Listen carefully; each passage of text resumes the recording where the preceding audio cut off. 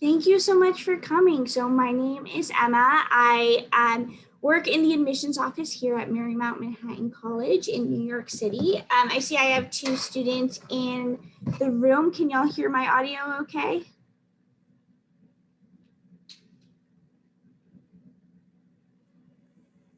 Okay, great, perfect.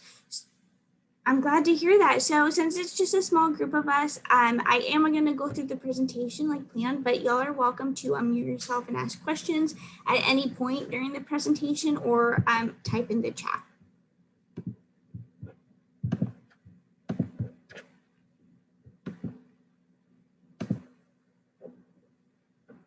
Okay, but today I am going to be talking about the different advantages and opportunities of studying in New York City. So just to give you a little background, my name again is Emma, and I am working as an admission counselor here in Marymount Manhattan College in New York City. So that's where I'm calling you from right now. And I actually went to college in New York at Marymount, where I'm now working. So I'm originally from Texas, which is in the southern part of the United States, but I moved to New York City to go to college. So although I was not an international student and I wasn't going quite as far as you would be going to if you were to come to New York City, I still had that experience coming to New York City for the first time for college. So I'm going to talk to you again about the different opportunities and advantages, and then I'll go into some details about my own colleges as well and tell you about some of the other colleges available in New York City.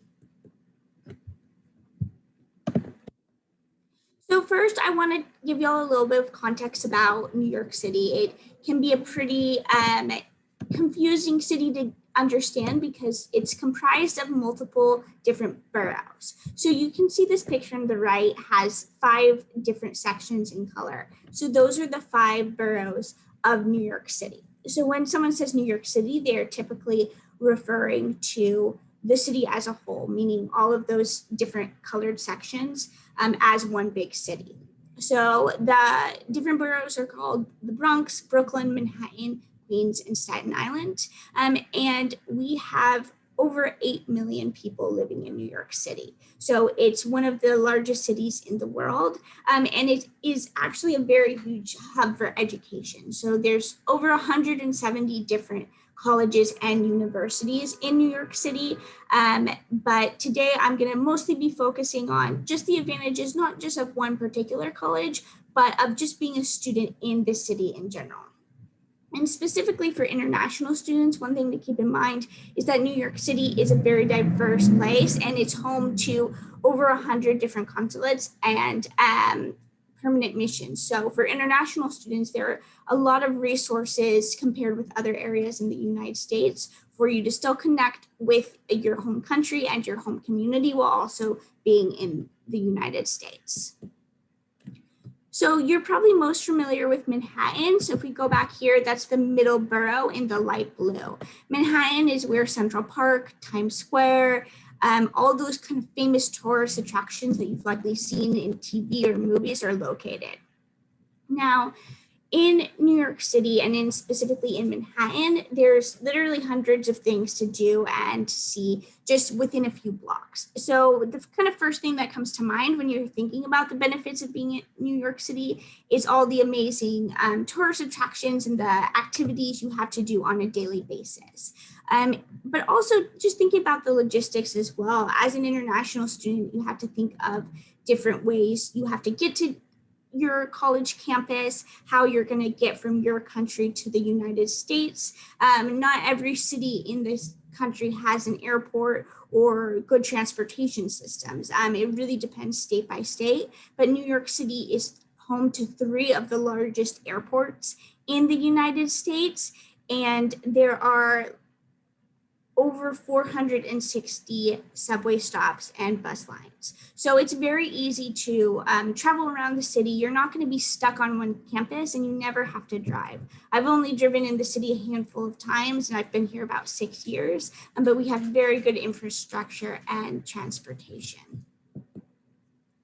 Now, one of the biggest benefits just for anyone, not just students, for living in New York City is going to be the diversity. So New York City is known as one of the most diverse cities in the world. We have about 3.1 million immigrants, and over 35% of our residents in New York City were actually born outside of the United States. So there's more than 800 languages spoken in New York City, and it's home to the U.S. location of the United Nations, and again, all the different consulates and embassies that I mentioned in the last slide. So as an international student, you're definitely not going to be in a minority or staking out because you were from a different country. Almost any language that is spoken, you can find in New York City. Any type of cuisine, any culture typically has an area of New York City where you can find people from the same roots as your own. So while you're still having a great adventure and getting to know US culture, you're also able to still connect with your home country and find the diversity needed so you don't feel completely isolated from your home country and your own roots. Now, another benefit of being a student in New York City is the job opportunities and internship opportunities. And this goes for both domestic and international students. There are literally hundreds of job and internship opportunities. This picture on the right, I pulled that from my college's data, from Marymount Manhattan College's resource list. These are just a very small few samples of our internship connections. And in the US, sometimes international students do have visa limitations, meaning it's not always easy for you to get a job, a paid job or internship when you're on a student visa. However, because New York City is so broad and has so many different opportunities, it will be much easier for you to find those internship and job connections that don't require you to have a specific type of visa and that will let you still be employed with your student visa. In addition to that, the city has many volunteer opportunities that will allow you to build your resume, and you'll be able to use the resources of New York City also to help with your education. So for example, at Marymount, we have a program in our international studies major that works directly with the United Nations. So any student who's interested in studying international studies has the opportunity to then take a class where you spend the first semester learning about the history and the policies around the United Nations. And then the second semester, you actually go work in the United Nations. And this is something that you don't have to have a particular visa type for. You don't have to meet any work requirements because it's technically part of your coursework, but you spend the full semester working alongside ambassadors and diplomats and being at the United Nations and participating in the General Assembly. So that's just one example. Whether you're a biology student, an art student, really any major, you are going to be able to find people and opportunities at the top of your field in New York City. So if you're interested in finance or art, you could go down to Wall Street. You could have do a homework assignment on the Metropolitan Museum of Art. There's really lots of ways to stay involved in your field, but also get that hands-on educational experience. So I did want to go over a few mythbusters about New York City. So there are a lot of stereotypes and again, myths about studying in New York City that I'd just like to go over and clarify. And this is also a great time to ask some questions if you have any. Again, I'll definitely ask again at the end of the presentation, but don't be shy if you do think of questions now. But one is housing opportunities and accommodation. So obviously New York City is a very crowded place. There's lots of buildings on every single block. And so sometimes students think that they're going to have a really tough time finding those different housing opportunities. Most colleges that are in New York City, almost all of them are going to have student housing that you'll be able to live in. So at Marymount, this is a picture of our campus housing, one of our buildings. You can see it's very new, it's very clean and nice. But regardless of what college you go to, you're still going to be able to find a place to live. So you're not going to have to worry about having rats in your apartment necessarily, or not being able to afford your rent, because again, almost every college in New York City has campus housing, and you'll have that place to live without even having to come and see it beforehand. Another common myth is affordability. New York City is often known to be very expensive, but there are a lot of very affordable options to still study in the US. A lot of the colleges in New York City are actually more affordable than those in less popular areas of the country. So if you really do your research and apply to a lot of different scholarships, you can find very good financial aid package that will allow you to still study in New York City without having to go over your budget. A lot of international students, again, come to New York City, so the colleges here have adapted to that and are almost always willing to give international students scholarships. Another thing is the lack of student life and campus experience. This is something that I was worried about before I came to New York City, was not having that traditional campus, not really being able to connect with people as much. But I found that being in New York actually helped me because there was so much to do and so much to experience that it was very easy to connect with my peers and find things of common interest. At Marymount, and I know this is similar again at a lot of the other New York City schools, there's a week before classes start where you are not only meeting your new roommates and friends, but you're going on different excursions around the city. So it's known as Move-In Week for us, and there's a lot of different events that are open to multiple colleges. So different organizations will put on events in the city that will be open to all new college students in the city, regardless of where you go. So if you have a friend who's going to a different college in New York City, you're still welcome to meet up with them or meet new people at different colleges. At Marymount also specifically, we are a very small school, so we're located in one area of New York City. So we have two buildings that are merged together, so you still have that campus and you still have that those common areas where you can fall between classes and have club meetings and hang out. And most colleges will have some kind of space, even if it's not the more traditional campus that you might be used to seeing. So there is sometimes a lack of personalized education talked about. So what I mean by personalized education is really getting to know your professors. Obviously, New York City is a huge city. There are millions of people, but that doesn't mean that the colleges are huge as well.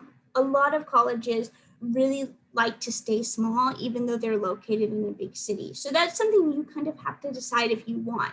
There are a lot of college options in New York City. So you can decide to be in a big school environment in a big city, or you can decide you do want that personalized education. You do want that small class size, but you also want to be in a big city. That's what I personally wanted. I wanted to be in small classes, connect with my professors, but I still wanted all the opportunities that New York City has. So that's, again, something you can decide between if you still want a big school in a big city, or if you want that balance between a small school and a big city. And then lastly, I do like to talk about safety. A lot of times people, or parents in particular, will think that big cities aren't safe. You're walking around, you never know who's out there. But what a lot of people don't realize about New York City is that it's always bright. So there's always a way to see what's going on in your surroundings. You're always close by to other people. And at Marymount and most, if not all colleges in New York, we have a very strong safety system. So we have 24/7 security in the residence halls and in our main campus. And there are hundreds, if not thousands, of New York Police Department officers walking around the city. So it's actually one of the safest cities in the country because it's so large and there's such a strong sense of awareness around your surroundings. Okay, so now I want to talk about my college in particular, and then I'll go back to speaking more about New York City in general. So again, the name of my college is Marymount Manhattan College, and we're located on the Upper East Side of Manhattan. So we're on 71st Street between 2nd and 3rd Avenue, and we have two different residence halls. But like I referred to earlier, Marymount is that combination of being a very small school in a big city. So our average class size only has about 15 students. So there's about 31 majors and 45 minors, but you still have that opportunity to connect with your professors and really have that close connection. A lot of students will find that their connections with their professors and peers will later on help them get job and internship opportunities. And of course, it's easier with your social life to connect and make friends when you're in such a small setting. So these are the different majors we offer at Marymount. We have almost everything. We don't have any computer science or technology, but we do have the natural sciences, the social sciences, business, humanities, digital media arts, film, and the performing arts, as well as other majors that maybe don't have a whole department, but are very strong standalone majors, such as our interdisciplinary studies majors, where you create your own major, our international studies major I talked about earlier, etc. So you can take a minute and look over those. And if there is one that piques your interest, feel free to ask me about that specifically, and I'd be happy to go over it.